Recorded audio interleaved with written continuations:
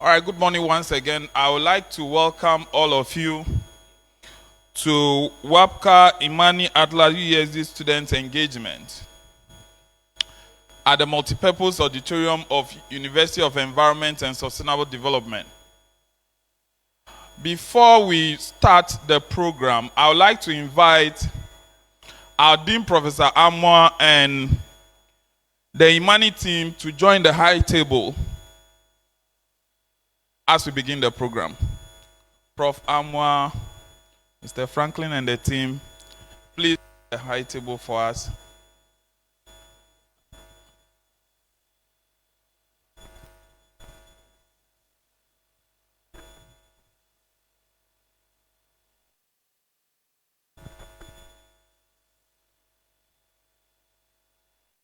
The way we start with an opening prayer by Mr. Bright Nyako.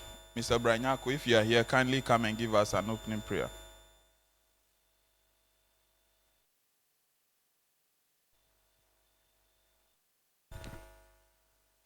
Shall we pray? Heavenly Father, we thank you for today. We thank you for what you've done for us. Great things are what you have done, and greater things are what you are going to do. We thank you for the life of the university community. We thank you for helping us put this beautiful program together. We also thank you for the traveling mercies granted our visitors. We ask that may you come and take total and absolute control over this program so that the purpose for which it has been organized will be established. These and many are what we ask you. In Jesus' mighty name, we have prayed. Amen. Thank you very much, Mr. Bright Nyako. If the university car is ready, kindly give us the anthem. The university's anthem. Shall we be uprising?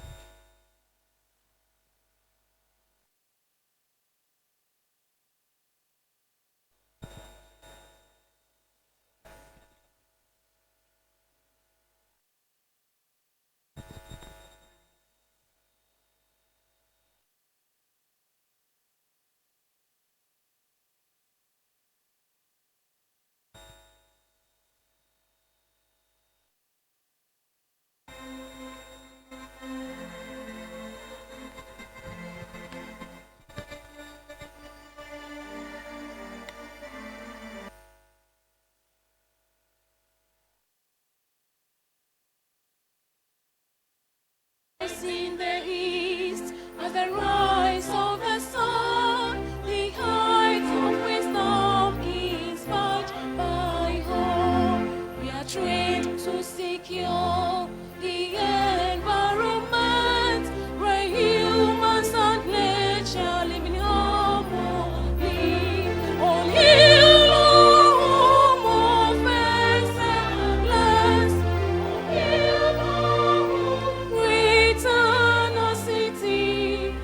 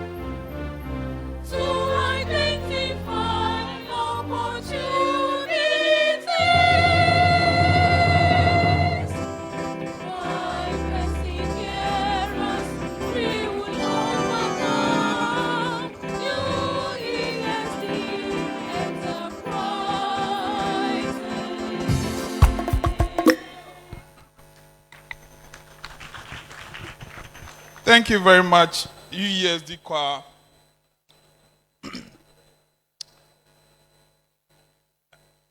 We would like to hear those melodious voices again. So kindly give us one song to welcome our guests to UESD. Thank you. Please, let's give them a round of applause.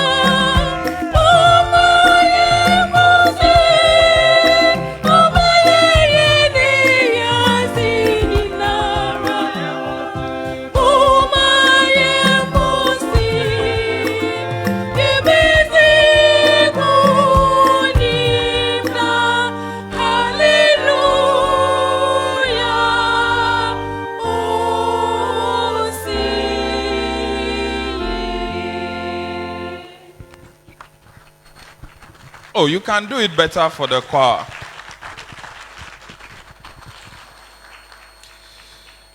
Now, as we are gathered here, we need to know why we are all gathered here, and with invited guests from IMANI.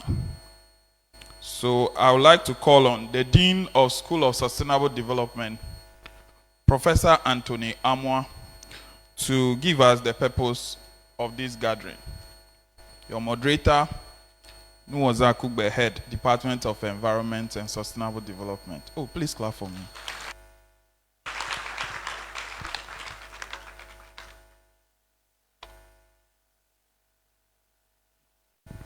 It's always good to have a handsome MC for your programs.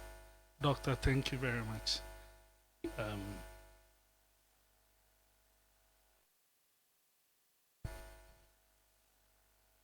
This is a university community, and you cannot have your programs without acknowledging the presence of the Vice Chancellor, the Pro-Vice Chancellor, the Registrar, Deans of Schools, esteemed faculty guest speakers, and team members from IMANI and WAPCA, distinguished students, ladies and gentlemen, good morning to you all.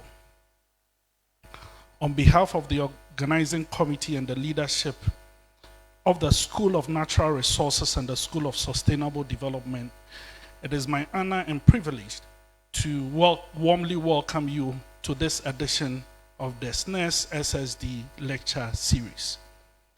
We are gathered here today with a clear and compelling purpose. One, to engage in meaningful academic exchange, to learn from experts and each other and contribute actively to the discourse on socioeconomic issues, environmental sustainability, and conservation issues, and inclusive development. These things are central to the mission and vision of the university. The lecture series is ongoing, and we are going to have 2 sessions. The first session will be presented by IMANI Ghana on a research finding that focuses on cement pricing and cylinder recirculation model. The second session will be handled by WAPCA, and that will also focus on career opportunities in the area of conservation. The lecture series is not just an academic exercise. It is a strategic platform designed to enrich teaching and learning through interaction with experienced professionals and researchers. It seeks also to connect knowledge with practice, giving our students exposure to the realities and demands of the professional and policy environment. It seeks also to foster interdisciplinary collaboration between the natural and social sciences, because the challenges we face today as a nation and the planet are interconnected. To inspire a generation of leaders and problem solvers who will drive Ghana's environmental and development agenda. At UESD, we believe that every lecture, every discussion, and every exchange has the potential to ignite transformation, both in the minds and in our society. These lecture series are intended to act as a living laboratory where ideas are tested, insights are born, and solutions are crafted. Whether we are discussing socioeconomic issues, conservation, climate change, sustainable agri, or whatever, these are supposed to help fix the nation. These lecture series are helping us to shape a more informed, prepared, and visionary community of learners. We are grateful to our speakers for being here to share their time and knowledge with us. And to all participants, especially to our faculty and students, I encourage you to actively engage, ask questions, and take note. What you hear today could shape the next research paper you seek to write. Let us make the most of this opportunity to learn, reflect, and grow together. Thank you, and once again, I welcome you to the UESD SSD lecture series. Thank you.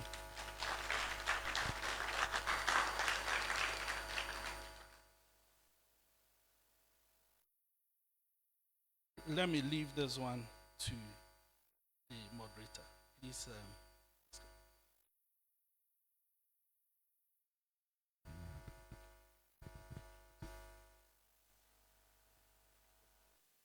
Oh, let's do it once again for Prof. Amwa.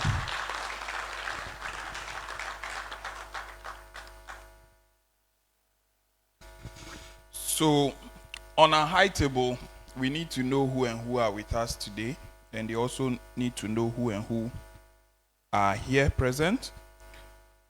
So the first on my list is Mr. Franklin Kujo, President and CEO of IMANI Africa. I'm sure those of you who are on X, you might have been reading his post. When he's angry, he will add Koklo to the end of his post. If you don't understand, you can ask him afterwards.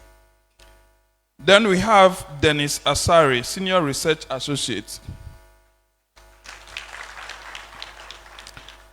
The titles are not here, so please pardon me if I just go by. Then we have Ransford Brobe, Research Associate. We have Caroline Duffier, Accounts and Finance. It says she's outside. We have Josephine Ej Tinkong. Think crime. You see, sometimes when professors write, it can be difficult. The programs manager at IMANI Africa. We have David Galley, multimedia administrator. David is at the back. He is taking pictures. And we have Lydia Quist, research assistant, also around. From WAPCA, we have Nuria Bedil, is the WAPCA team leader. Okay.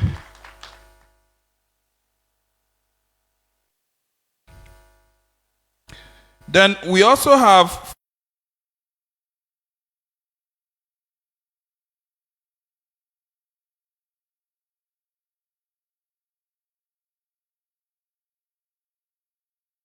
Dr.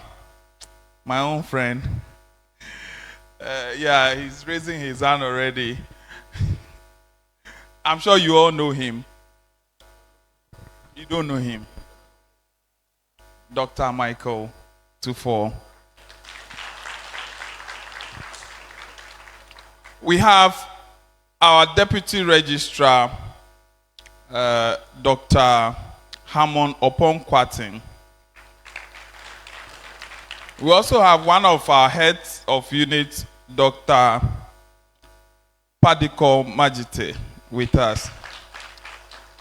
We have Dr. Akweli Esiama in our midst.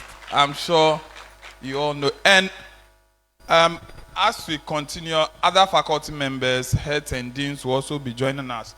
We acknowledge all the heads from the administrative unit who are also here that I might have missed. At this juncture, I'll call on Professor Amwa to introduce the speakers because he has an in-depth knowledge about each speaker too. Dennis? Okay, Dennis, please come and introduce your team. Good morning. Before I read my address, one of our colleagues, our senior research associate, also joined us when you were doing the introduction. So I want to introduce him. I'm Prof. Ajiman. Okay. The Vice Chancellor, the Dean of School of Energy and Sustainable Development, Heads of Department, Assistant Registrar, senior staff members, junior staff members, students, good morning once again, and thank you very much for taking time to join us this morning. For us at IMANI, we don't take this as just a lecture, but it is an opportunity for us to interact with fine brains that are coming up, share knowledge from our perspective as a policy think tank with academic institutions that are generating knowledge and also producing the next generation of leaders. What is the current state of policy in different sectors, particularly around energy and sustainable development? Then also interact with you to also get your opinions and also gauge your understanding of policy and how we can further collaborate with the institution to ensure that we bridge the gap between policy, practice, and also knowledge production. And for us, Prof, we are very, very happy that you gave us this opportunity to interact with your faculty, university administration, and the student body. The overarching aim of our visit here is that after COVID, a number of government interventions were rolled out as part of the economic recovery program led by the government. However, we believe that there are certain aspects of those policy interventions that directly intervene in the market, attempt to distort market, and potentially create an opportunity for any interventionist or authoritarian leadership to leverage on those policies to intervene in market and distort the regular interaction between demand and supply that should determine price. Additionally, there were other interventions that we also thought that could promote monopoly and also undermine free market. And so for us as a pro-market think tank, we sought to critically investigate those policies and identify how we can address the gaps in the policies, recommend some solutions to policymakers to implement interventions that promote private sector development, create jobs, as well as address market imbalances. And so our goal is always to ensure that government interventions do not create monopoly, do not excessively control the market, but allow individual liberty and freedom to ensure that demand and supply determine price, as well as individual consumers have choice. And so after doing this work, we also thought it wise that how do we get the next generation of leaders to start thinking around policy making, how the theory they learn in school actually plays out in policy practice. And there wouldn't be any best way than to engage tertiary students who study economic theory. However, because of certain challenges, may not really understand how these theories actually plays out in practice. And for that matter, we thought that why don't we revive our campus store and student engagement program so that after our policy research and our engagement with policymakers, we try to also distill it into simple forms that students can absorb and apply with the knowledge that they are learning from school. And so this morning, we are here to share one of our research work that focuses on cement price regulation legislative instrument, then the cylinder recirculation model. I'm sure that some of you who follow the news last year heard that government had passed an LI that sought to control price of cement or try to bring some transparency in the pricing of cement. However, if we study the LI into details and observe a few things that really did not communicate just about transparency but could potentially create room for interventionism. I'm not sure a number of you also are aware that there was a policy that would have led to a situation where you couldn't pick your gas cylinder from your hostel to the filling point and just buy 5 cedis, 10 cedis.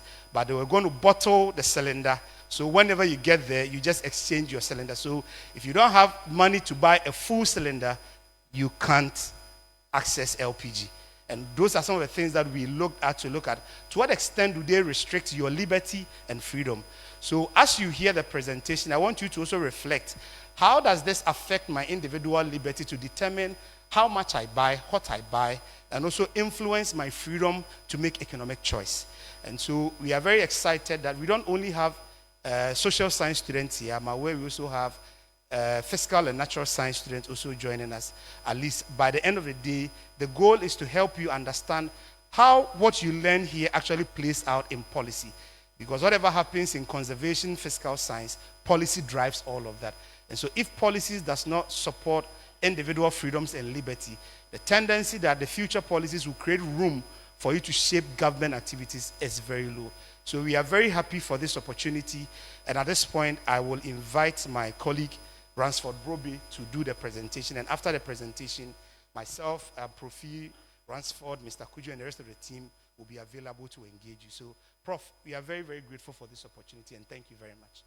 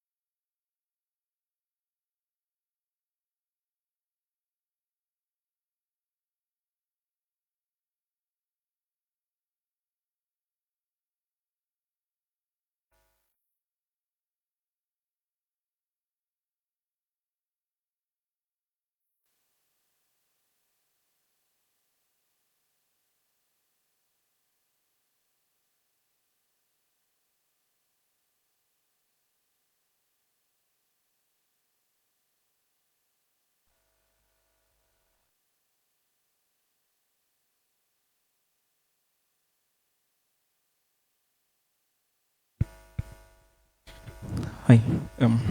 Good morning once again. Thank you very much for receiving us. I would like to stand on existing protocols to progress on this lecture. We at IMANI, we are much grateful for the School of Sustainable Development receiving us today. This particular lecture is very, very important. During our meeting with the dean, we were briefed that some of you are involved in some conservation efforts. Others are also budding entrepreneurs. And as such, we know this is very important to you. The reason being that some years to come, I'm sure those of you who are interested or who are into their own businesses would be out there.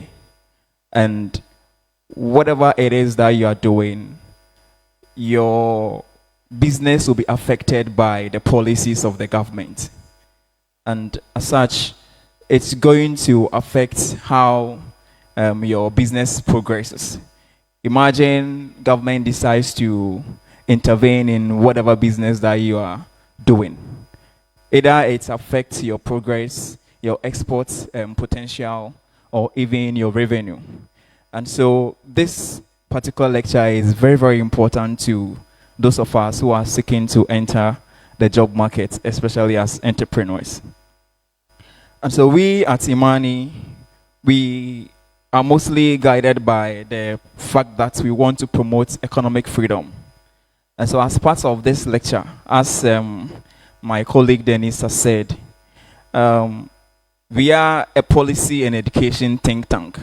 So after our policy stuff, what then do we do? It doesn't have to sit on the shelf. We have to come out and then engage with people. And as part of our internal arrangements or policies, we also want to extend this courtesy to the younger generation, like myself and as I am here, so that we all grow together understanding why free markets or economic freedom matters to all of us. And so as part of this lecture, our focus is on two policies that we think are very worrying. And my colleague Dennis has given a brief overview about it. But then I would like to start and then we enter into the conversation proper. So this lecture is on promoting economic freedom. We want to address the impact of government interventionism on free market principles in Ghana.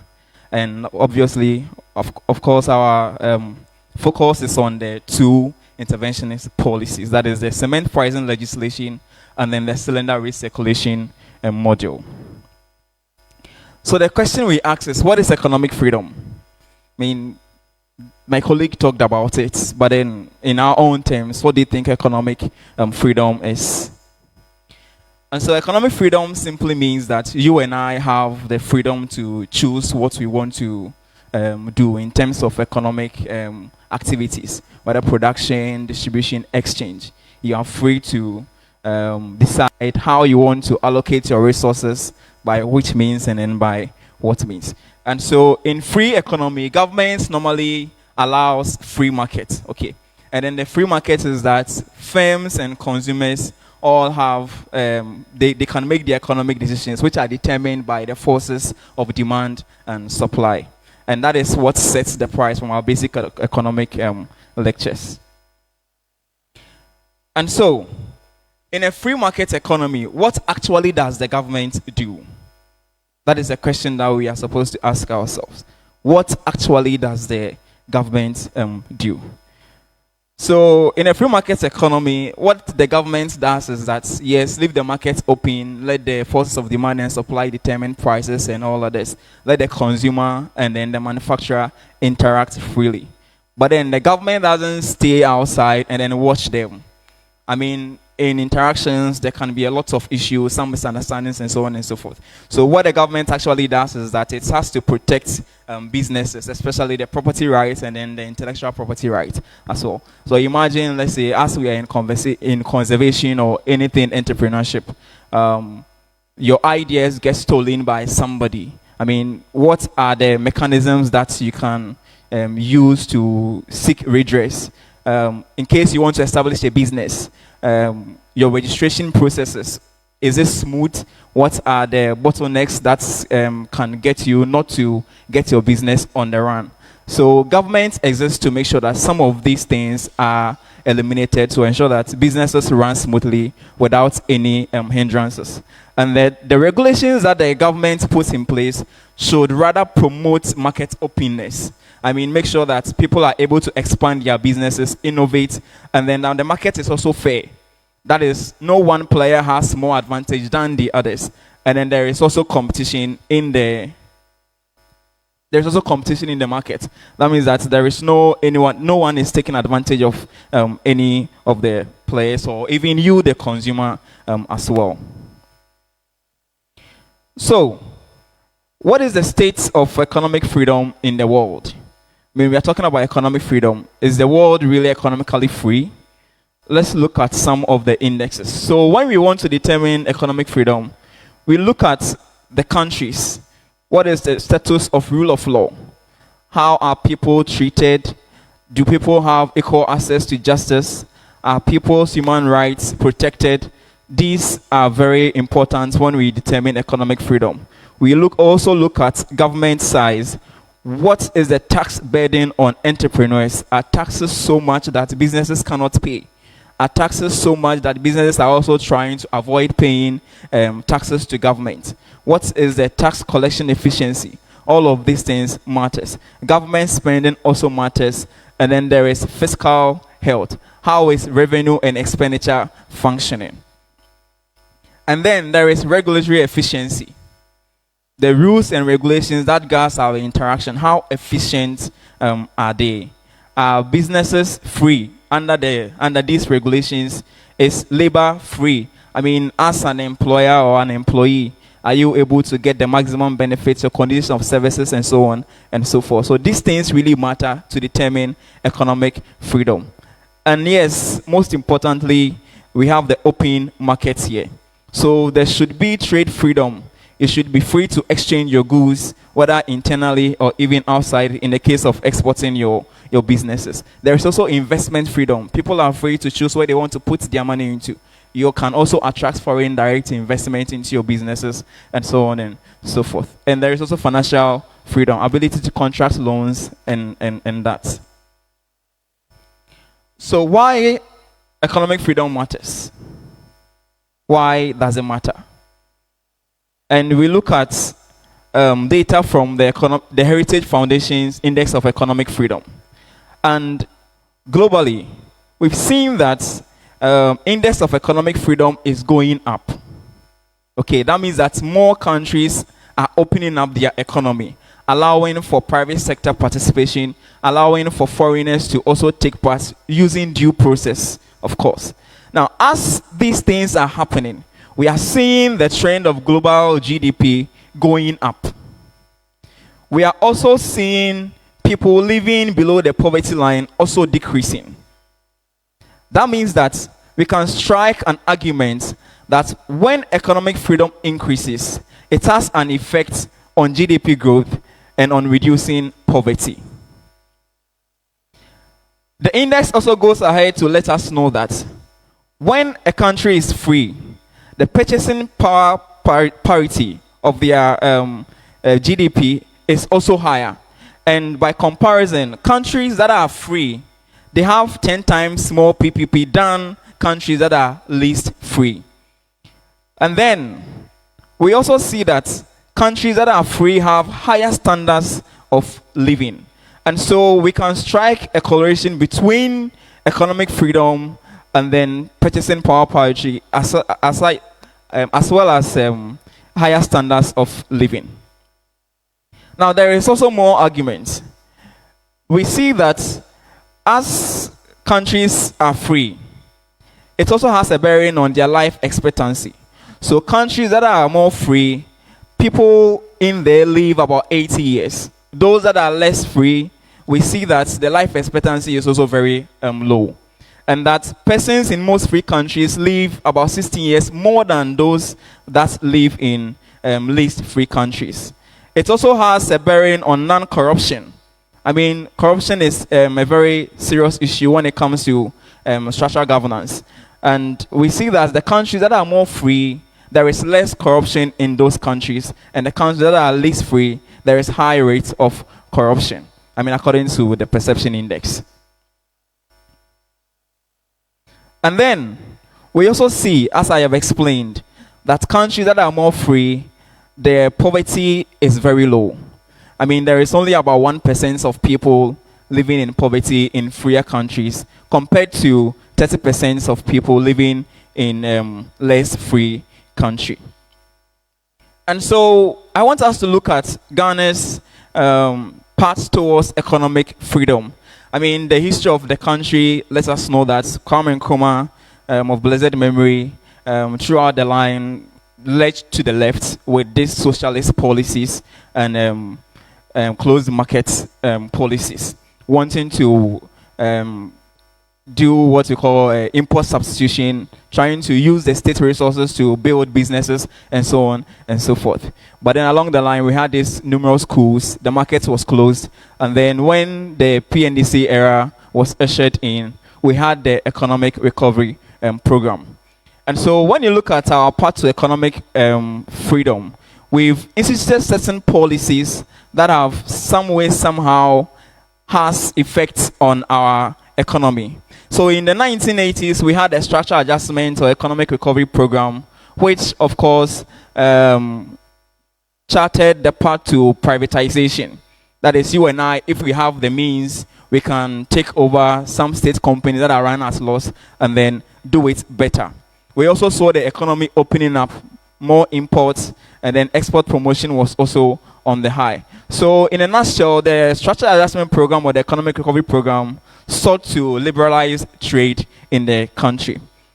Within 2000 and 2015, we also saw some government policies, notably the Growth and Poverty Reduction Strategy 1 and 2, which of course try to focus on increasing growth and development through MSMEs. I'm sure some of us, we are involved in small-scale businesses, and as we progress, I'm sure you're going to attract some government support as well. So the Growth and Poverty Reduction Strategy tries to support MSMEs or small businesses to take up the transformative agenda. In 2017, we saw the government's 10-point plan, which of course had support for the private sector. We had the 1D, 1F, the Special Economic Zone. We had the National Entrepreneurship Innovation Program. We had the e-justice, the planting for food and jobs, all of these bundled under the 10-point program. As all of these things are promoting economic freedom, we also needed to enter into newer markets. And Ghana took advantage of the African continental free trade area to also make sure that we promote exports. These are not exhaustive. We've had numerous policies that are targeted towards free market. Now, what has been the evidence in the past decade? We've seen that our export growth has increased. So from 2000 to now, we see an exponential growth in our export trade. We also see foreign direct investments and private sector expansion also increasing. And that is what we see over there. The policies that we've taken has also increased access to electricity by allowing IPPs into power generation participation. At first, it was only VRA through the Akosombo Dam. But then once we started opening up the economy to allow private sector participation in our energy infrastructure, we saw generation capacity increasing. As such, people started getting access to electricity. So access to electricity also has increased within the past decade. All of this can be linked to the policies that are trying to open up the market to allow people like you and I to invest our economic resources in these economic activities. And so we ask, is Ghana really economically free? Any answers? Is Ghana really economically free? All right, we'll get to know. So, according to the Heritage Foundation's Index of Economic Freedom, these are our scores when it comes to rule of law. We see that it's ranging between red to green. So if it is in between, it means that we are not all that free. If it is green, that means that there is greater freedom in that aspect. So on property rights, we have some issues over there. When it comes to judicial effectiveness, how fast, let's say, you take your cases to court, especially when it comes to business, how judiciously are they tried? That is, we have a problem over there. Government integrity, we have a serious issue because it is red. When it comes to tax burden, well, we are improving based on our revenue generation and administration. Government spending is also quite okay. Our fiscal health is very bad. How about regulatory efficiency? We are in between the orange zone. That means that we are not all that okay. When it comes to open markets, how private sector are investing, foreigners are also investing, we are also in the orange zone. So these are our economic scores or economic freedom scores. So is Ghana really free? That is the answer. Our score on economic freedom is 56, ranking 184 countries. We are 112. Our status is mostly on free. If you look at the regional average, that is the African average, we score 53. The African average is 53.2 and our score is 56. So yes, there we can see that we are above the regional average. The world average is 59.7 and that suggests that we are also below the world average. So let's look at the trend in economic freedom analysis over the years. So over the years, we've hovered around 55 in between. The farthest that we've gotten to was around 64, 63. And that was in between the period of 2012 and 2016. But then coming down 2018, very low, and that is how the trend has been. Compared to our counterparts in Nigeria, Ghana scores 56, Nigeria scores 53 when it comes to economic freedom. So comparatively, we are economically freer than Nigeria. Kenya is 54. Kenya scores 54 on the economic freedom index. So we can say that we are better than Kenya. But then I don't really, because Kenya is really improving like that. And then South Africa. So within this group of countries, we see that South Africa's index of economic freedom is actually higher than Ghana's own. So the reason why we see that many countries or countries are mostly unfree is because of what we call interventionism, or market closeness, or lack of policies that are targeted towards open markets. And how does the interventionist, or what is the interventionist state? Or when we say a state is intervening in the economic activities in a particular country, what does it actually mean? The state does not say that private people shouldn't participate in the economy. That is not what the state says. So the state does not abolish private property. It retains agency. I mean, you have the right to do your own stuff. You can allocate your own resources and so on, or make your own economic decisions. But then, in the economic process, the state interferes significantly. In what ways and means? We have the burdensome taxes, like e-levy.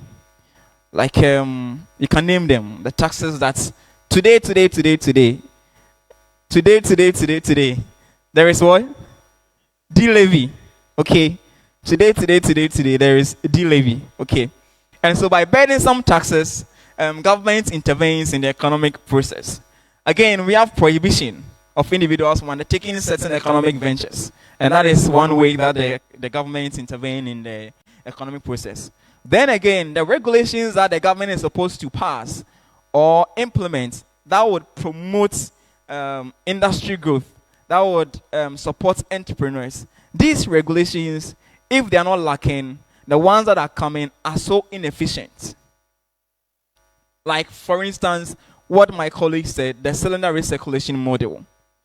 So we have the existing traditional model that you can just pick up your cylinder, whatever the weight is, buy whatever you want to buy, come back.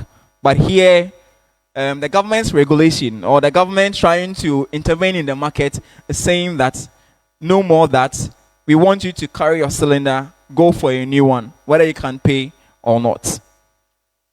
So, by the ways and means, government uses burdensome taxes, prohibition, and inefficient regulatory frameworks and bottlenecks. Some, for instance, going through the process to get your businesses registered is even a discouragement. So, it's either the framework is inefficient, it is lacking, or the process that you are going to go through to get it done or to get your business out there is so cumbersome that it even discourages your interest. So why is it that government tries to intervene? The obvious reason is that it wants to modify or guide economic activity. Like government kind of has vested interest in what people do or the kind of economic decisions that people make. But then, that is not so. Actually, it disrupts the price signals or the natural prices that are determined by the forces of demand and supply through free exchanges between the producer and then the consumer. If government tries to intervene, it throws off anything that has to be naturally determined by the interaction between the producer and the consumer. So I want us to look at some taxes that the government has introduced over the last years. So we see that personal income tax has been increased by a factor of 3 to 10. The threshold has been revised and a new top band of 35% introduced. There are some people who are very high earners, and so in order to increase taxes on their income, the government placed a 35% top band on it. Then, when it comes to company income tax or corporate income tax, when it comes to the mining and the petroleum sector, government also increased the rate to 35%. We have other domestic taxes. That is a financial sector recovery levy that was introduced somewhere in 2021 until it was removed in somewhere 2024. We had the famous betting tax, which was introduced until it was recently repealed. And then we had the VAT, that is the value added tax, also increased from 12.5% to 15% somewhere in 2023. The flat rate scheme was also introduced on some rental of commercial premises. For instance, if you want to go and buy a property or even rent a place through a formal channel, the price of the property will be increased by 5% as a tax that you are supposed to pay on it. Yes, and then we had the fuel taxes that were implemented in 2021, and it was reviewed just recently. And instead of the 20 pesos that you pay on a liter of fuel or petrol, it has now been increased to 1 cedi today. And then the e-levy, of course, after some years, it has been abolished. So, taxes is one of interventionism that government tries to put in place or to disrupt some of these market forces. I mean, when the taxes are increased, the producer wouldn't want to bear that cost, or would rather shift it to the consumer. And as such, sometimes it disrupts the market a bit. So, as my colleague said, we want to look at 2 cases of interventionist policies that the government has implemented in the past few years. And the first that we want to look at is the pricing of cement regulation. This particular LI, that is LI 2491, was passed in 2024. What does it do? After so much scuffle, whether the government wants to control price, whether the government wants to cap the prices, whatever it is, the government now says that after you've produced your cement, show us what goes into your price build-up. For instance, I imported clinker, I use electricity, this is how much I pay for electricity or utilities. This is how much I pay for my raw materials. This is how much the forex or the foreign exchange is also affecting my prices. So this is how much I want to price my product. So the government says that put all of that together and then bring it to us so that we can approve it. Now, it's either approve it or not, right? It's either approve it or not. So that is what the cement pricing regulation seeks to do. Now, the funny aspect is that it's producers or manufacturers of cement have to do this every month. Every month.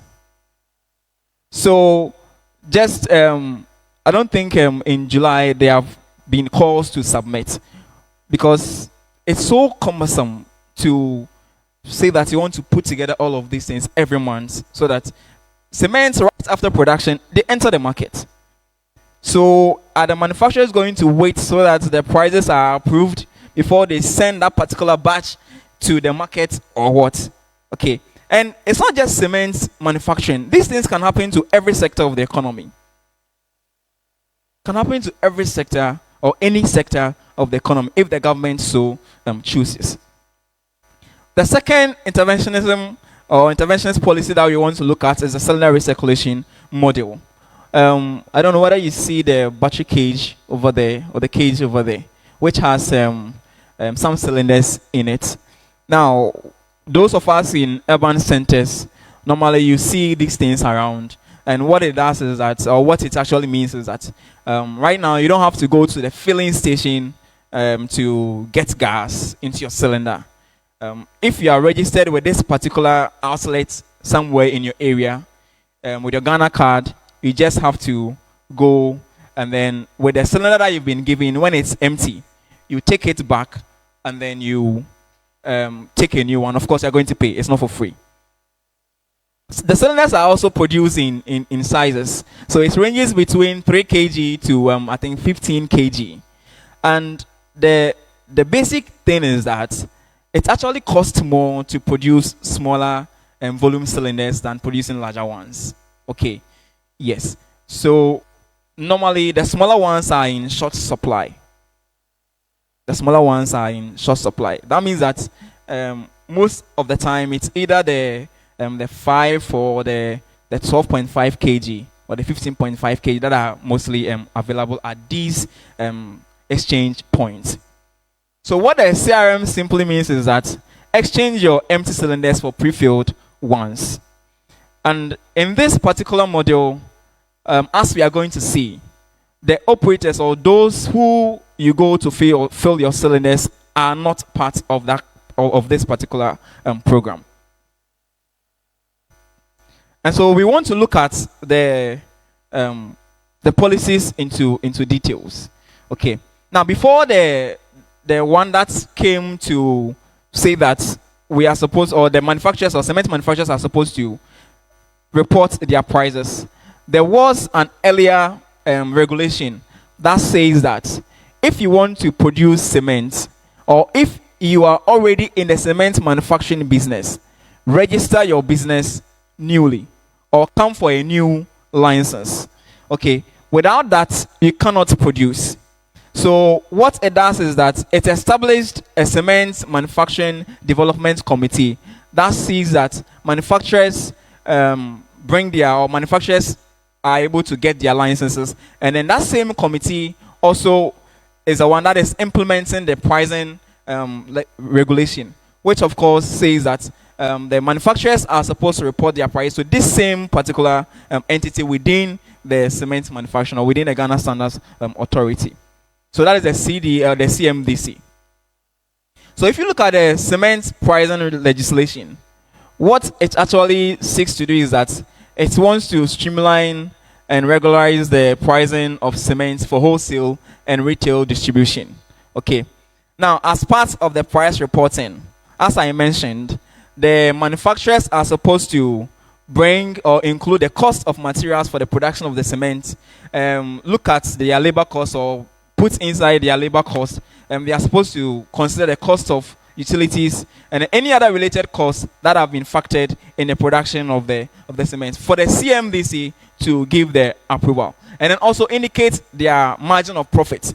So imagine you've gone through the process to manufacture the cement, and the CMDC is telling you that include your margin of profit, and we are going to decide whether it is enough or not enough, or whether it is going to burden the user or whoever is going to buy the cement. And so that actually, for us, we think that it is trying to tell manufacturers what price they are supposed to sell their cement. And that is worrying, because it looks like the government is now trying to determine the prices and not the interaction between the consumer and the producer. So what were the industry concerns over that particular regulation? The manufacturers are saying that this is a price control. The ministry is saying that, or the regulator is saying that this is price reporting. But then actually it has the tendency to discourage efficiency and then market competition. And that if you look at the whole cement price build-up, the majority or the 80% of cement production relies on imported clinker. And that is priced in UESD, or you use Forex to import that clinker. And so the price of cement are much more determined by the Forex rate, instead of a manufacturer thinking that I want to get more profit, so I'm adding this particular margin to my product. And that's when it happens. They are also worried that some manufacturers, instead of improving the quality or bringing out quality grade cement, will think that, okay, now the prices of cement are being capped, or maybe the government is trying to intervene. And so in order to maximize my profits, I may not be able to produce a high grade cement, but then I'll produce the lower grade cement, which of course you can't use for almost everything, because in cement we have grades. And so you and I, who are not educated in some of these things, will try and then use a particular, maybe one grade of cement for almost every construction work that we want to, and which of course affects structural integrity, and that is also a problem. And then there are some countries that have tried to implement cement pricing regulations or try to regulate the cement manufacturing sector, and that it has failed. Nigeria, Zimbabwe, India, Egypt, they all face supply shortages. And in Ghana, it's almost recently that you go to the markets and you get cement, because the sector has opened to include more players. As we speak, there are about 14 manufacturers of cement, and which of course makes the market competitive enough. It makes the market competitive enough. So there is no need for the government to even intervene in the pricing. This is what the manufacturers are explaining. So just as I said, the blue part on the first slide shows the raw materials that goes into, particularly the clinker. So you see that it takes up part of the cost structure, and then the others also follow. And we have a critical cost factor, which is energy or the utility. Some of these things, they are priced in dollars, and so it is affected by the forex rate. And so when the forex rate goes up, then we are likely to see an increase in cement prices. And then, according to the manufacturers, when you look at their industry market research, between 2 years ago, or from 2 years ago and then just last year, if you look at the dollar rate and how it has depreciated against, how it has appreciated against the cedi, the rate at which it appreciates doesn't really affect the pricing that much. So we see that as the dollar is going up, even the pricing doesn't match up to the dollar. Okay, and that is what they are saying, that with the dollar rates going up, the rate at which they are pricing their cement is not even matching up to that. So in actual sense, the price of cement haven't even gone up, pegging it against the dollar, which of course affects most of their inputs. And so there is no need for the government to even request them to report their prices.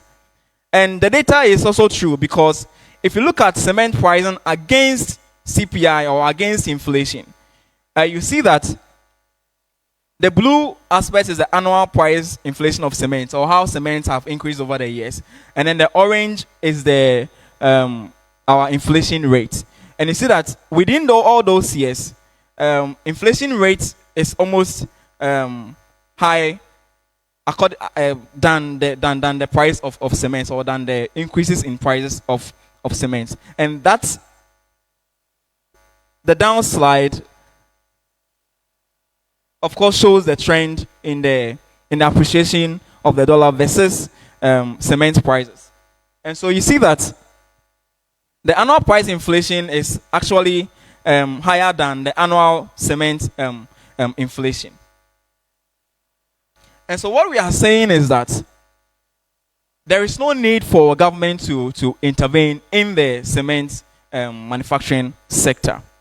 Then again, we see another intervention in the LPG downstream, that is regarding the cement, regarding the cylinder recirculation model. And what we see here is that when it comes to the cylinder recirculation model, we have certain market players in the industry. We have those that will buy the LPG or the gas in bulk, give it to the bottling plants, who will put it in the cylinders, and then the bottling plants will take it to the exchange points. Now, what actually is the problem is that within the LPG downstream value chain, some bottling plants are able to own exchange points.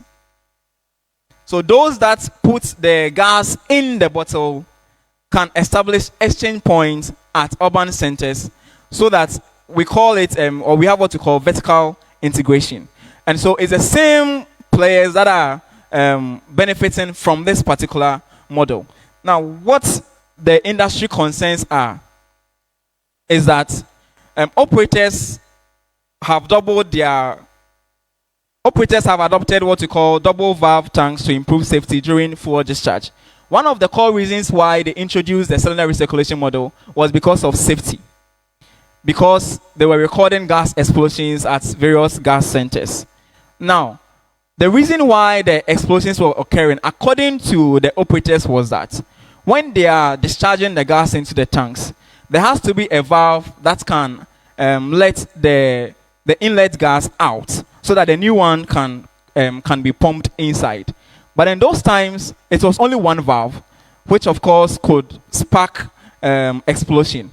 So because of that, they have introduced a double valve system, which has increased safety. So there is no need for the government to actually bring what we call the cylinder recirculation model, if and only if the reason is safety.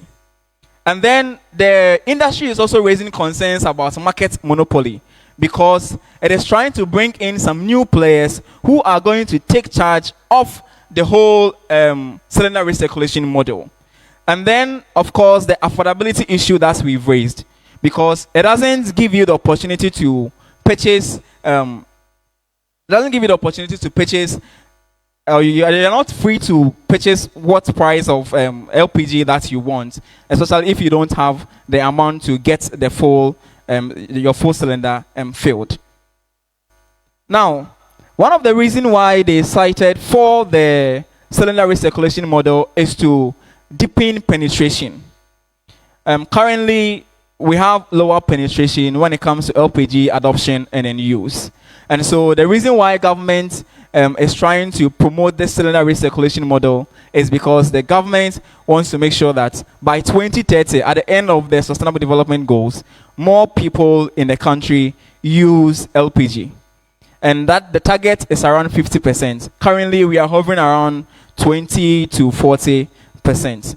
So if you look at the LPG penetration in Ghana, the proportion of households using clean fuels, including LPG, climbed from just 7.3% in 2003 to 22%, according to Ghana Statistical Service. Now, if you look at the energy outlook, in 2022, the national LPG use as cooking fuel stood at 40.2%. Urban use is 56.1%, and rural use is 16.5%. So if we want to increase penetration, where do we go to? We go to the rural areas. But here is the case that the cylinder recirculation model is mostly found in urban centers, and that it is the traditional operators that we find mostly in these rural settlements. And so when you want to replace the traditional refill with the cylinder recirculation model, one way or the other, you are not actually promoting penetration into the rural areas. And as we see from the graph, we see that if we group households into wealthy and then the poorest, we see that the penetration in wealthy households is 78%, and then the penetration in poor households is just under 1%. And so clearly, if you want to promote LPG use promotion, it is not the case that you should let households to go and then purchase already filled cylinders, because it is going to be expensive to them. Why do we say so? Let's compare the prices of charcoal and then LPG per kilo. It costs 2 cedis 84 pesos to purchase a kilo of charcoal, and to purchase a kilogram of LPG you need 12 cedis 6 pesos or 60 pesos. 12 cedis 60 pesos. So by comparison, the prices of charcoal is lower than LPG, and as a rational consumer looking at prices and even access, you would rather go for the charcoal than the LPG. And that when we look at the efficiency, okay, households using charcoal in traditional stoves spend 7% to 28% less compared to those that use LPG. That means that LPG is most expensive, or is very expensive for most households. So, when we consulted stakeholders' perspective on the CRM, what they are saying is that the regulator says that they want to promote safety, or they want to ensure safety. That is why the cylinder recirculation model has been implemented. Those that supply the gas are saying that it's risk monopoly, because we are seeing new players trying to take over the entire value chain. And those that sell to us at the filling station are worried about they not being included in the exchange model, and that their jobs are at risk, and then the prices or the affordability issues are also concerning. And so when we look at both policies of interventionism, we see that clearly they distort the market. Then again, there is safety and standards. Whilst the manufacturing of cement is looking at standards or regularizing the pricing, the cylinder recirculation model is also looking at safety. But then we see from the evidence that that is not the case, because in cylinder recirculation, operators have improved safety by using double valve tanks. In cement pricing, standards are not compromised, but rather it is the government that is trying to put in measures that will actually make the manufacturers lower their standards. And then, in all policies, the players or those that are involved, or those that the policy affects, were not consulted. Or to some extent, the consultation didn't reach any meaningful results. So the stakeholder engagement wasn't that fruitful, or some stakeholders had issues which were left unresolved by the government. And in all this, what the government did wasn't backed by any meaningful research. I mean, there was nothing that shows that the price of cement are going up, because pegged against inflation, the price of cement were not going up more than inflation was going up, was increasing. And then compared to with the cylinder recirculation model, there is also lack of evidence to show that the cylinder recirculation model is actually going to deepen penetration or increase adoption and usage. Rather, if you enforce that particular regulation, it means that you are going to drive more people to opt for alternatively cheaper fuels, that is the charcoal and then the firewood. And so I want us to look at some insights from our country. Now, last year, the Bank of Ghana launched the Business Ready report. And this actually looks at how economically free our country is in terms of certain topics. So we have the business entry, business location, utility, labor, financial services, international trade, taxation, dispute resolution, market competition, and business insolvency. And there are three pillars that they actually look at. One is the regulatory framework that we are talking about, whether the policies of the government actually support free markets or not. And then two, public services, whether the public services that are, the institutions that are in place actually support business growth. And then we have operational efficiency. So these three topics were looked at against some of these indicators when it comes to economic freedom. And that we see that the country struggles with business entry. When you want to establish a business, it is very difficult for you. The reason is that it takes local entrepreneurs about 57 days to get their business registered. And without proper documentation, it's hard for you to get customers, and it also affects your trustworthiness as well. But if it takes nearly 2 months for you to get your business registered, I mean, it's so worrying. Compared to international companies, when they want to get registered in the country, it takes 67 days. That is more than 2 months to get international businesses registered. And that is also worrying. If you look at market competition, for instance, those of us in businesses, if you look at your competitor, okay, according to the report, those that they surveyed said that when you look at the share of the market or the entire market, their biggest competitor, okay, or those that have the clout in the business, control about 68% of the market. They control about 68% of the market. So if you're a small business, that means that you're wrestling with someone who takes more than about 2/3 of the market that you are struggling to penetrate. And that 63% of firms also report that they will lose customers if they increase their prices. And so already the business environment is stifling to business growth. And then 22% of firms report that their prices are being regulated. So this paints a vivid picture on the business environment in Ghana.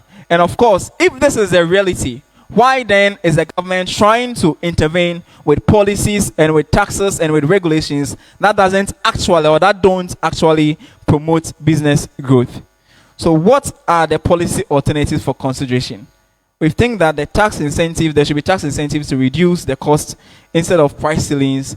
When it comes to the CRM or the LPG downstream sector, we think that the reform should be backed by industry or by the players themselves in collaboration with the government, instead of the government trying to introduce newer models which doesn't promote deeper penetration. And then in all cases, we are of the view that when the government wants to intervene in the market, I mean, the government has the right to regulate the market. But then in regulating the market, the government should consult with the players. They should sit down, talk about this, and then iron out the concerns and see if the concerns can actually be solved. So we come to the end of this particular session, and we want to ask, or we want to engage our audience on this. So the first question is asking that, do we still need the LI 2491 that regulates the prices of, or the pricing of cement? And from what we've learned, does it actually regulate cement prices? Do we still need it? That is the question, and why? A second microphone.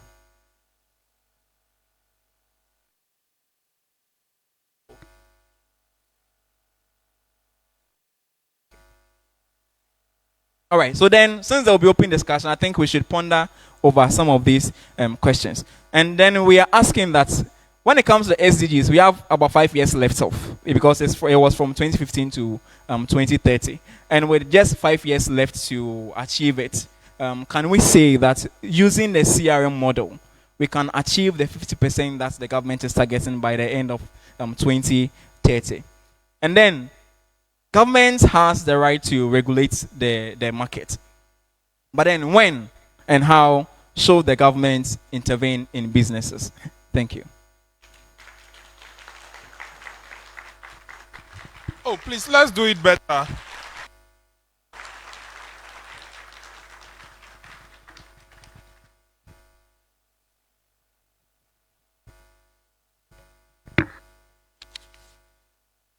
Thank you very much, Mr. Brobe, for this insightful presentation. I can attest to the fact that our minds have been open to see why things are going the way they are going. I have a question written, but I know that you also have questions and comments you want to make about these discussions. For this Q&A session, I would like to call upon Dr. Esiama Akwele, if she's here, Theodora. Is Dr. Esiama around? Yes, Dr. Esiama, please come and lead us in the Q&A session for about 15 to 20 minutes. Thank you very much. Please, let's give her a round of applause. Thank you very much, Dr. Kugbe.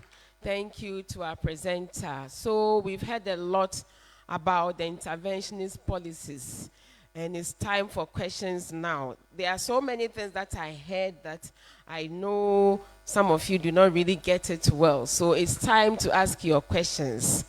So let's do it this way. We have three, we're going round, so the first three questions, yes. So, Mr. Boham, okay.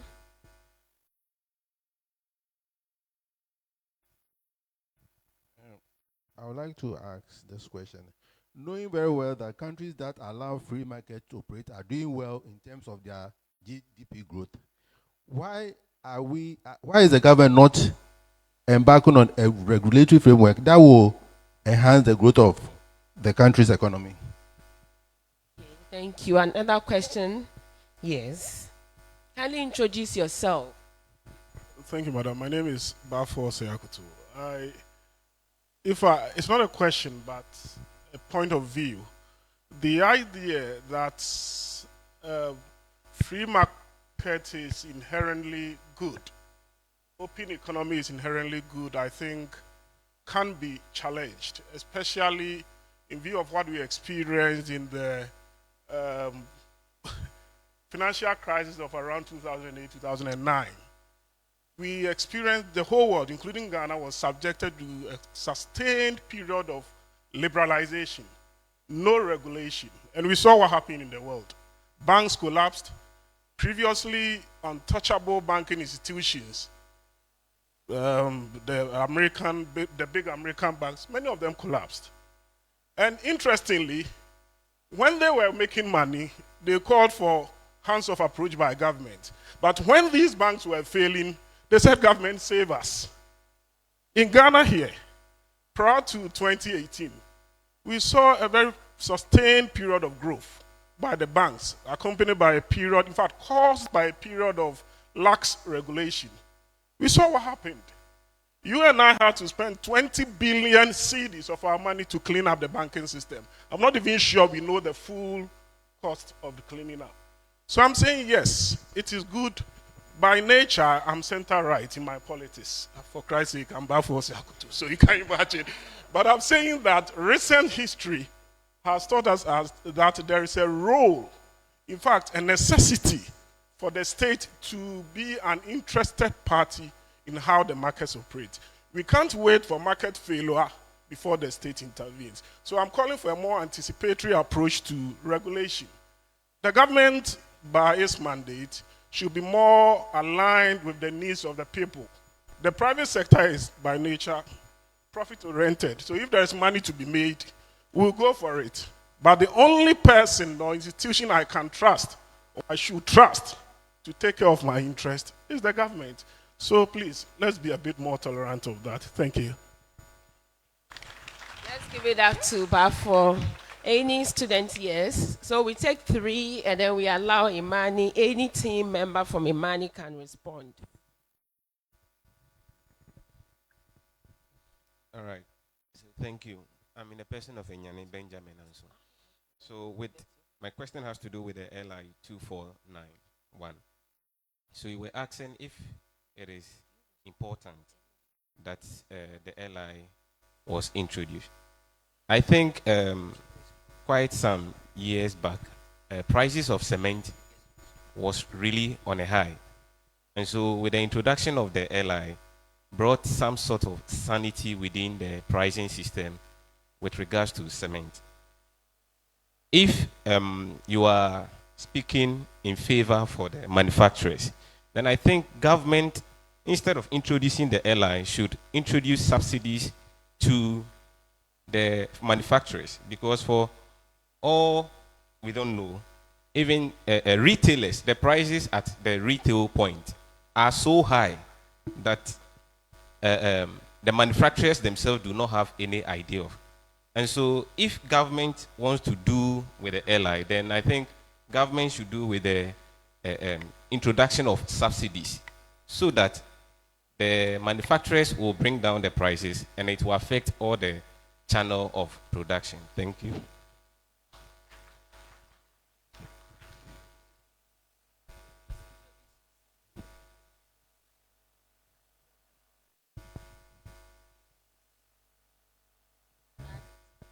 So I'm a student, level 200, sustainable development.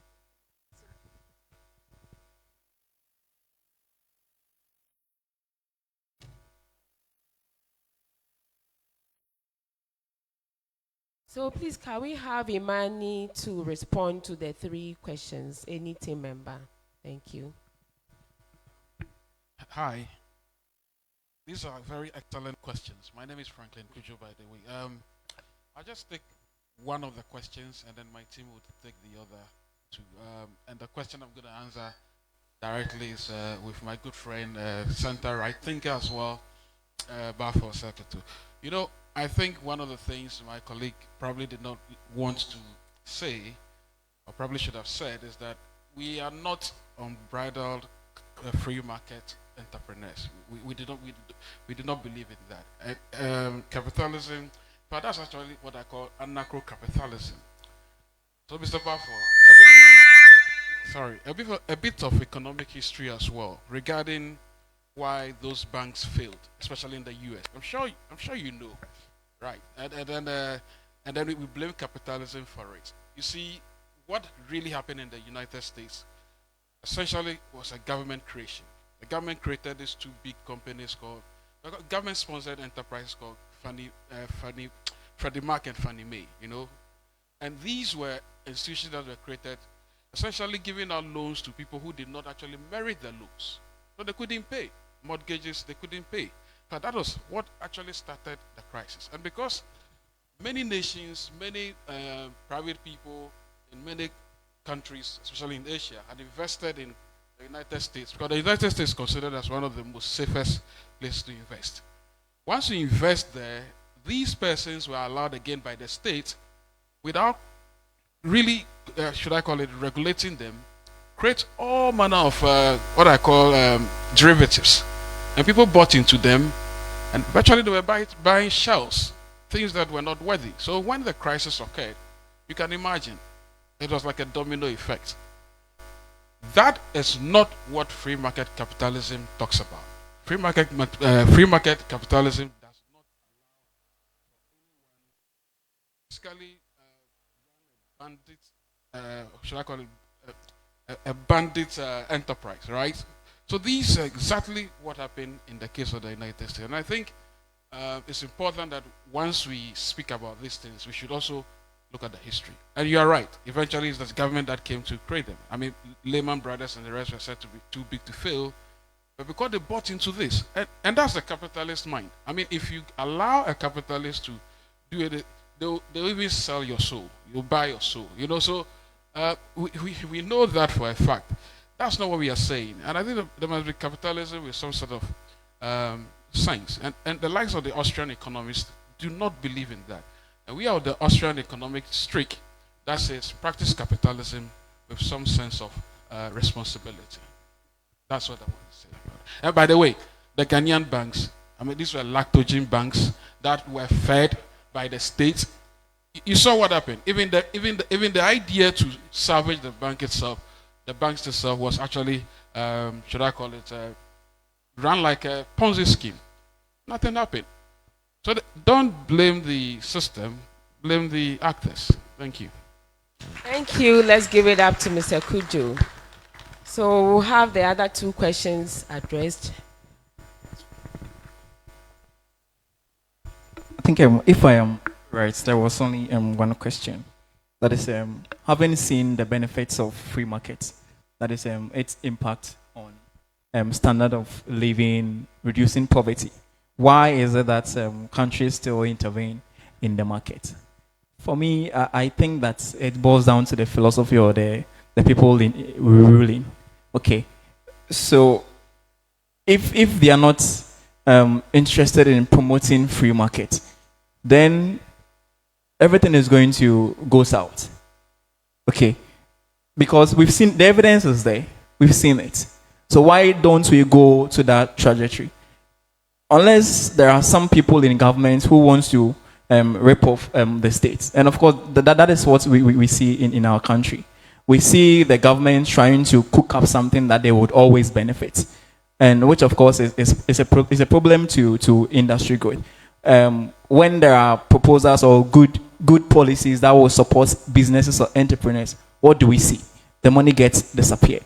Or the policies are so much that it is trying to hook the entrepreneur's neck, or not trying to give up space for the entrepreneur to also operate. So I think it's all about leadership. Okay. And then the right policies that would promote business growth. If these things are missing, whatever we plan as a country, knowing very well that opening up the market or having free market economy is going to fail. Like if my colleagues can add to it. Yeah. Hi. Let's Hello. give it up. So just a few remarks I want to make.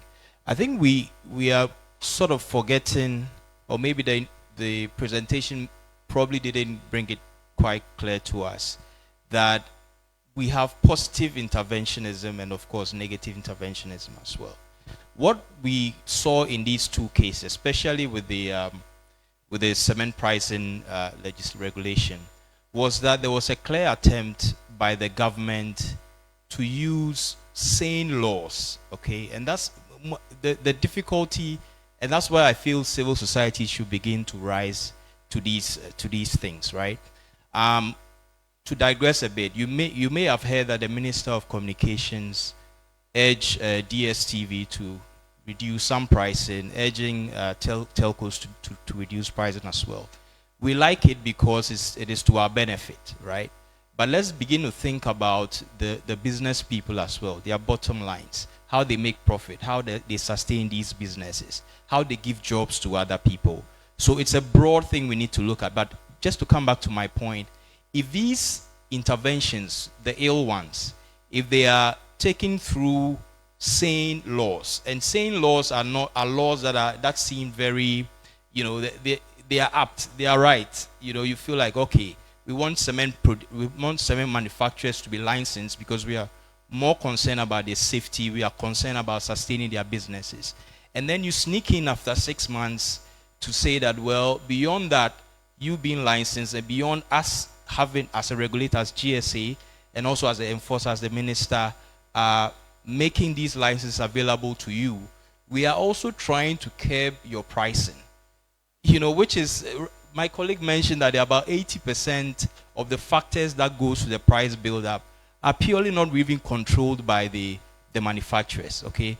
So if you want to have a positive intervention in that sphere, then think about subsidies. How do you really engage with the manufacturers to bring them to a point to make the kind of conditions that they are facing in terms of their wherewithal in producing these important goods, make it easy for them to do so. But then you sneak in, and to be frank, what we learned is that it was really out of just spite to probably one person or the other in the cement manufacturing group. So a politician, that's what we've been fighting against. A politician can just get up and say that, well, I don't like you, I don't like what you do, you run this business or you are in this industry, So I feel like I can intervene in that industry using very viable laws. And so now the difficulty is that we are at a stage that the laws have been passed already. How do we even go back? And the most worrying bit was that during the MPP era, the opposition seemed not to have been very, appreciative of that intervention.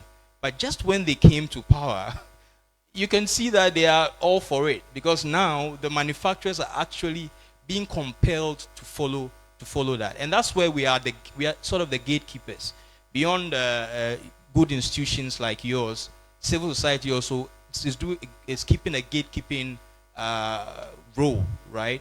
So that we can avoid some of these things. Once it becomes entrenched as a law, it's hard for us to make change and make those demands. So those are just my remarks. Thank you.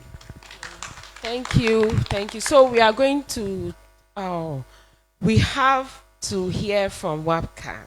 Okay, today is very loaded, so we are going to take just one more question. I want a female student. So a female, yes. Can you give her, the microphone is there? Then we take another two more. Okay, so the last set. I have a question, so one more.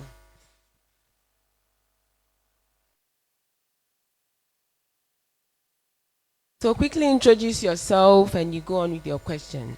My name is Priscilla White. I'm studying BSc Sustainable Development, level 200. So as a sustainability student, while we advocate for economic sustainability, which is free economy or free market, we are not focusing on the social and environmental aspects. So as we are advocating, how can the cases of equity, equality, and environmental and sustainability will also be addressed? Okay, thank you. So one more question.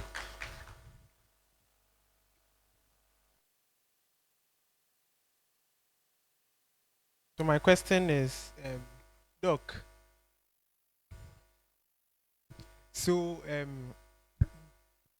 given Ghana's current inflationary prices or pressures, and then the broader regional trade dynamics under the AFTA, what are the potential long-term macroeconomic implications of government-imposed price controls on cement for local manufacturers and cross-border competitiveness? Thank you. My name is Fred. Yes, you introduce yourself. So Fred, thank you. So let's give it up to all those who ask questions. We'll get another chance as we close and you are interacting with Imani Ghana. You can ask your questions. But what I want to, not a question per se, but raise our minds to in the analysis concerning the use of LPG and charcoal. It was more of cost, so looking at economic aspects, but we have social cost, we have environmental cost. So the opportunity cost even of your time when you are using charcoal, how difficult it is to prepare and to get it ready, I think you can add it in your analysis. Yeah, so you take the responses, so thank you. Thank you very much. I will take the question on equity and sustainability. If you look at the LPG promotion program, our target is that by 2030, which of course is a target year for the SDGs, that we are supposed to achieve 50% penetration in LPG use. Okay. When it comes to equity, we see the cylinder recirculation model not promoting equity, especially when it comes to access or accessibility. Our rural folks are being left out. Because if you are telling them that already they are not using the LPG, so if you tell them that a new policy has come, that they are supposed to send their cylinders to exchange for new ones at a particular set price, then you are denying them of access. And again, these exchange points are hardly to be found in the rural areas. And that has equity issue over there. When it comes to sustainability, you are driving these users to opt for cheaper and alternative fuels. Wood fuels, for instance. And what does it do to our environment? Okay. And so that is equity and sustainability right there. Then again, when it comes to competitiveness within the African continental free trade area, if you look at the cost of electricity in Ghana, it's around 11 cents compared to other countries, which is much cheaper. And if electricity is a major component in manufacturing, which has a bearing on price setting, and looking at your other competitors within the sub-region, if they are producing at a cheaper rate or at cheaper cost, then their pricing is going to be more competitive than yours, even if distributors here decide to import. So if you look at China like this, the cost of production in China is very lower. So it is easier or it is cheaper to import from China than to produce even here. And so if you look at the factors that goes into production, and if they are not competitive enough, then our product going into the world market is not going to be competitively priced. It's going to be highly priced. And when rational consumers, like you and I, get that, we are going to opt for the more cheaper product. And so that is what it does to our competitiveness in the global market. Thank you. Thank you.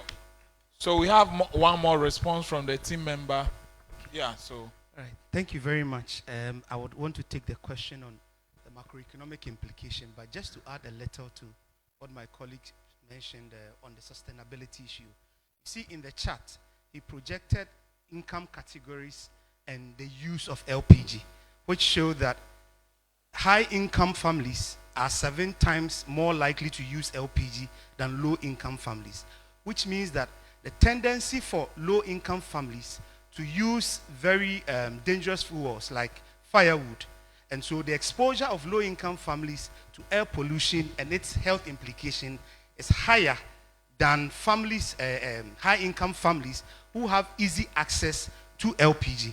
And so if you implement a policy that restricts choice or make it difficult for them to buy any amount that they want, what it means is that you are pushing them to go and use unclean fuels, which then exposes them to air pollution. That also exposes them to harmful diseases. So what that means is that in terms of equity and equality, you are making it even more difficult for low-income families to access cleaner fuels. And also, as they rely excessively on unclean fuels or on wood fuel, they also drive deforestation, which is also a major driver of climate change or greenhouse gas emission. Because if you look at our greenhouse gas emission portfolio, you see that apart from the energy sector, AFOLU, that is afforestation, forest and land use, is one of the major drivers of greenhouse gas emission. And one of the major drivers of AFOLU is deforestation. And deforestation, its major driver too, is the use of firewood as a fuel. And so the way you drive equality and equity with free market intervention is that you create more room for choice, which means that low-income families can access products which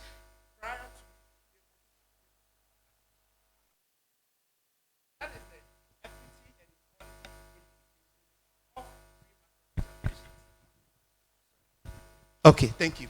So on the macroeconomic implication, you know that as you are studying national income is basically consumption plus investment, government spending, export and import. Now, if you create a freer economy, you increase the rate of investment in your economy, which means that you grow your national income, which means the more freer your economy is, the higher your national income. Another point to you is that as you create more freer economy and businesses grow in the country, government is able to also raise more tax revenue. And so when government raises more tax revenue, they are able to spend in the economy, which means that you increase government spending. And as government spending also grow, you grow your national income. Now, as you create more freer economy, you open the economy to businesses, so you create more jobs. As people get more jobs, and they're able to earn income, then they tend to spend. And so as consumption increases, then you grow your national income.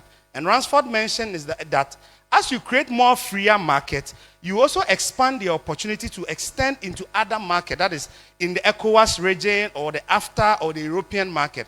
When all of these happen, you also grow your export potential, which means that your trade balance becomes positive. If your trade balance is positive, which means that your national income grows, your currency sustainability is improved, and what that means is that you're able to also control inflation. And so what competition does is that you control price, you control inflation, and you grow your national income. So if you restrict the economy and you allow monopoly, when there is higher prices, people can't afford. And when people can't afford, businesses don't grow, and income level of people also drop. And so the benefit of free markets is that you create very independent and you liberate the enterprise ability of your citizens as well as businesses. And that is why free market is so important. Thank you very much. So we'd like to take the last bite from the CEO and Executive Director of IMANI Africa in just a few minutes. And we can close the chapter on IMANI and move to WAPCA quickly. Right. Thank you. Your even name again is Nuwoza. Ewodo. I was just telling him that he's done a lot of good job here. Fred, the gentleman who asked the question. Fred, see me after this lecture, okay? Oh, that's a beautiful question. By the way, it got my friends into the element, especially Dennis. He's such a fine teacher. But let me just say that I'd like to thank this amazing crowd, amazing students and faculty for giving us the opportunity to interact with you. This will go on throughout until, if you don't stop, we will like to talk a lot. But we are mindful of your time as well. I just like to say that, we are not promoters of a foreign, concept. I mean, pre-market thinking had actually been with us since Adam. And if you read the history, you know that in Africa, especially pre-colonial Africa, pre-colonial Africa thrived simply because of trade. I mean, those states that went to war because of greed. Of course, people wanted to conquer, but before war, there were peaceful exchanges of goods and services. It was there. If you read the story of gold from Tagaza being exchanged with ivory from the northern part of Africa, all the way to Zimbabwe, today's Zimbabwe, salt and all that were exchanged purely. The only times there were troubles was because people felt that, look, they needed to expand their kingdom to become empires. So you heard about the Western Sudanese empires. If you read that history carefully, you realize that Mansa Musa, for instance, actually collapsed the price of gold in the 14th century when he took gold all the way from Western Sudan all the way to Arabia, and on his way, I think he was on a pilgrimage for almost a year or two, and he collapsed the price of gold throughout the world because the richest man in the world. What do you think was happening? That was free exchange. Of course, he gave some of the gold away. So my simple message that I'd like to leave with you is that these things we talk about are things that are with us because we are human. You like your freedom, you like your space. Life, liberty, which we say the pursuit of happiness, essentially thrives on the fact that you have access to your property as an individual and property as in physical property, for which you could use to exchange, maybe raise capital to do other things. There's a famous book I'll leave with you. I like to recommend to you. Unfortunately, it was not written by an African, but it was written by a man I cherish so much called Hernando de Soto. He's a Peruvian economist, and he wrote a book called The Mystery of Capital: Why Capitalism Thrives Everywhere Else and Fails. Why capitalism thrives in the West and fails everywhere else. Please, if you get that book, take a good read at it. I like to say that we essentially believe that the price for liberty is eternal vigilance. The price of freedom is eternal vigilance. if you allow your governments to dictate anything that you feel at that point in time resonates with you, you'll be happy. My good friend is Sam George. Sam George wakes up and says, I've commanded the CEO of MTN, Ethel, and then they sit. I also blame them in a way. They sat there and were clapping. The guy tells you, drop the prices. You drop the price. You don't drop prices like that. There are reasons why those prices are high. The cost, the purchase of the bandwidth, what's it called, spectrum. How do you sell spectrum to an MTN of $60 million when it's around $15 million in other African countries? And you expect them to pay the money and expand access as well. How do you say that MTN is the most significant market player, so they should not be allowed to have 5G technology? What kind of thinking? This is not Sam George, by the way. It was the other lady. I don't understand. These are the thinking of proper, and you know, Bafo, they're supposed to be center-right thinkers, but they become bandits. That's exactly what we are talking about. If you allow people, you think they subscribe to the MPP philosophy of development in freedom. Was that development in freedom? When you knew that other countries are charging multinational companies 50 million, you jack up the price 60 million, share the money, you create another company, and then you come and tell them that these are the people responsible for the network. Next time the network is chase the minister. Don't chase these people. But those are the things we are saying. Once more, the price for liberty, the choices you want to make, is eternal vigilance. That vigilance, you should never leave it to me, people at IMANI, you yourself.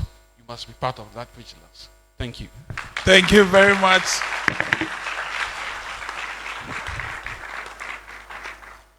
He said, the president said we shouldn't leave that vigilance to IMANI and his team. We should all be what? Vigilant. Mr. Franklin Kujo, would like to thank you and your team for these insightful presentations and engagement, and we hope that this engagement will continue so that some of our students can even come and do internships at your place and you even employ some of them, or you don't want to go. I'm sure a lot of them have started thinking of how to approach you. Ladies and gentlemen, a link has been shared on your students' platform for you to complete a short evaluation for IMANI. That would not take up to 5 minutes, so that they can see how they can improve their program, so that subsequent deliveries will be better and much more interesting than what we have. Our beautiful Josephine will have a word for us, just under 5 seconds. It's almost 5 seconds. Thank you so much for having us, and we've enjoyed the session with you. One thing we observed is how orderly the students here are. It's amazing. It's amazing.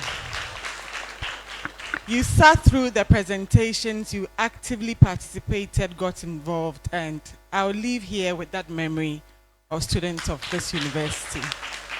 Okay. Thank you so much for having us. And the link we shared, so what we want to do essentially is to come back again. But in coming back again, what is of interest to you? How would you want it packaged? It's the essence of the link we shared, so that you can provide us with feedback. And then the next time the engagement is done, it's done even in a better way. The choir was exceptional. The sound and everything here was great. So kindly feel, as at now, we have more than 200 students on a head count, but we have just 60 people who have so far participated. So if you can just get on the link, it takes less than 5 minutes. It's a yes, no, and then maybe a liner or two, and then we are done. So thank you for having us, and we look forward to seeing you again. All right. Thank you, Josephine from IMANI. We would like to, on behalf of the Vice Chancellor, the two deans, Dean of Students, the two deans from the various schools, and faculty, staff, management, and student body, we thank IMANI and Waka for devoting their time to come and share knowledge with us, and also educate all of us, including our students, and the opportunities that they've presented. And as we leave here, I pray that the good Lord may be with all of us, bless us, and keep us safe. We thank the choir so much for coming, because this their efforts can't go unnoticed. Always when they are called upon, they deliver. So please let's give it up to our choir again. We thank all of you. Stay blessed until we meet again. It's a bye for now. Thank you.